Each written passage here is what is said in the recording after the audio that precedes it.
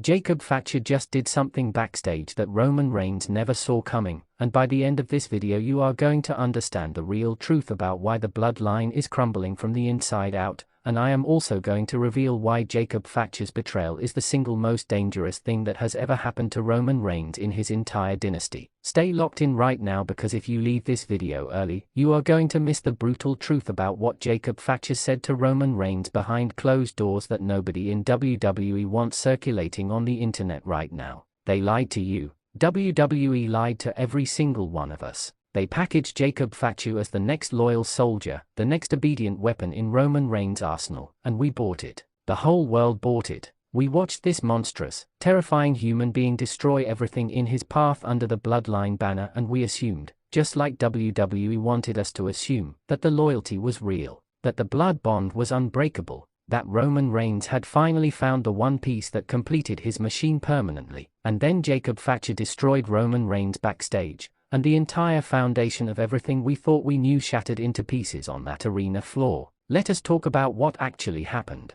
Because when that camera cut away and the broadcast ended and the production staff started packing equipment into those corridors, something was already in motion that the people making decisions in WWE did not anticipate and could not contain. Jacob Fatu, the man who has been Roman Reigns' most physically devastating instrument, the man built like a wrecking ball and programmed to destroy on command, turned. Not metaphorically, not in some slow-burning storyline way that gets teased over weeks and months. Jacob Fatu turned in a moment so explosive, so sudden, so completely without warning that even the people standing closest to it did not process what they were seeing until it was already over. Why did this happen? That is the question burning through every corner of the WWE universe right now, and the answer is something that Roman Reigns worked very hard to keep buried. The truth is that Jacob Fatu has been watching. He has been watching the way Roman Reigns operates the machine, watching the way loyalty inside the bloodline runs in exactly one direction. You give everything to Roman. You sacrifice your body, your opportunities, your individuality, your entire identity as a competitor, and in exchange Roman acknowledges you. He nods at you. He allows you to stand in his shadow and call that shadow a home. Jacob Fatu is not built for shadows. That is the truth that Roman Reigns fundamentally miscalculated when he brought this man into his orbit. Every other member of the bloodline came in already shaped by family obligation, already conditioned by years of Samoan wrestling tradition and the weight of what the Anoa'i name carries. The Usos grew up inside that pressure. Solo Sikoa absorbed it over time. But Jacob Fatu came into this environment as a fully formed force of nature, a man who had already proven himself elsewhere, already earned his own identity, already established that he was not someone who needed to walk in anyone else's footsteps to be extraordinary. And you cannot take a man like that and stuff him into the role of loyal weapon indefinitely. Eventually that man is going to remind you exactly who he is. Sources with direct knowledge of what happened backstage say that the confrontation began after a conversation that should never have happened in a corridor where other people could witness it. Roman Reigns, according to these accounts, made the mistake of speaking to Jacob Fatu the way he speaks to everyone beneath him in the bloodline hierarchy. That particular tone,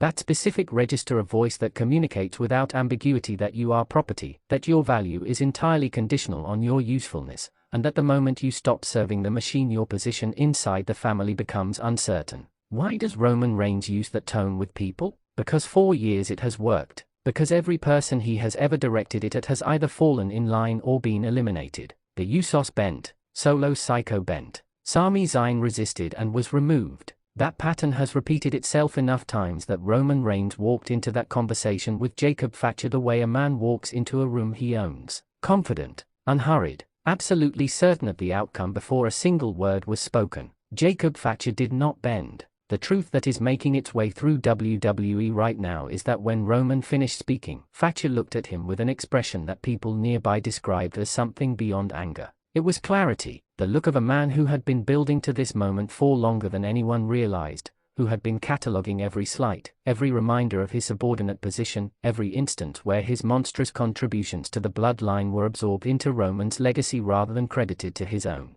That look reportedly lasted long enough to make people in that corridor genuinely uncertain about what was going to happen next. And then Jacob Fatu spoke. And why this matters so much, why what Fatu said is sending shockwaves through the backstage environment, is because he did not argue. He did not protest. He did not try to renegotiate his position within the bloodline structure. He told Roman Reigns something far more devastating than any complaint or demand. He told Roman the truth about what the bloodline actually is without Jacob Fatu inside it. Think about what that means for a moment. Really sit with it. Roman Reigns has constructed an empire on the premise that the family is everything, that the collective is invincible, that no individual superstar on any roster can withstand the combined weight of the bloodline at full strength. That premise has held for years, and it has held largely because Roman has always had someone physically terrifying enough to serve as the final answer to any problem. When Roman needed a weapon, Fatu was that weapon. When Roman needed something broken, Fatu broke it. The entire psychological architecture of the bloodline's dominance in this current era has been reinforced by the understanding that beneath all the political maneuvering and family drama, there is Jacob Fatu waiting to physically destroy anything that refuses to fall in line. Without Fatu, that final answer does not exist, and Roman Reigns heard that truth delivered directly to his face by the person who understands it better than anyone. Why is this so dangerous for Roman specifically? Because Roman Reigns has built his entire character, his entire persona, his entire legacy on the concept of invulnerability. Not just physical invulnerability but structural invulnerability. The idea that there is no angle from which you can attack the bloodline and find weakness, that every potential crack is reinforced by another layer of family and muscle and political control. Jacob Fatu was load-bearing architecture in that structure. Fatu walking away does not just weaken the bloodline. It exposes that the invulnerability was always partially constructed, always partially dependent on pieces that could move. And now one of the most critical pieces has not just moved. It has turned around and it is pointing in the opposite direction. The reactions backstage reportedly split along fascinating lines. There are people in that locker room who have been waiting for exactly this moment without ever being able to articulate why they were waiting for it. Superstars who have operated on the fringes of the bloodline's sphere of influence, adjusting their own trajectories to avoid collision, quietly building resentment toward a structure that has dominated the landscape for so long that challenging it started to feel futile. For those people, Jacob Fatu's explosion backstage landed like a window opening in a room that has been sealed for too long. Like proof of concept. Like confirmation that the machine has vulnerabilities after all. The truth about the bloodline that this situation is forcing into the light is something veterans in the company have understood privately for a while now. Every empire built on fear and obligation rather than genuine earned loyalty carries within it the seed of its own destruction. Fear keeps people in line until it does not. Obligation holds until someone calculates that the cost of the obligation exceeds the benefit of the arrangement. Roman Reigns has been extraordinarily skilled at keeping those calculations from reaching their conclusions, at managing the ecosystem around him so precisely that defection never felt like a viable option. Jacob Fatu just proved it is not only viable, he proved it is survivable, and that knowledge is now inside the heads of every person inside and around the bloodline who has ever privately done that calculation. Why does this change everything going forward? Because Roman Reigns now has to do something he has not had to do in a very long time. He has to rebuild without being able to pretend the rebuild is not happening. He cannot quietly absorb this loss and present the same face of total dominance to the audience because Jacob Fatu's departure is too visible, too explosive, too public for the standard bloodline narrative management to contain it. Roman is going to have to respond. And the response, whatever form it takes, is going to reveal things about where Roman Reigns actually stands right now that the tribal chief has worked very carefully to keep hidden. What happens to Roman without his most dangerous weapon is a question nobody in WWE has had to seriously answer until right now. And the answer to that question is what is going to define the next chapter of this entire story. Jacob Fatu has started a war, not just with Roman Reigns personally, with the entire concept of what the bloodline represents. He is going after the idea, the architecture, the constructed mythology of an unbreakable family empire, and he is equipped to do it because he was built by it, used by it,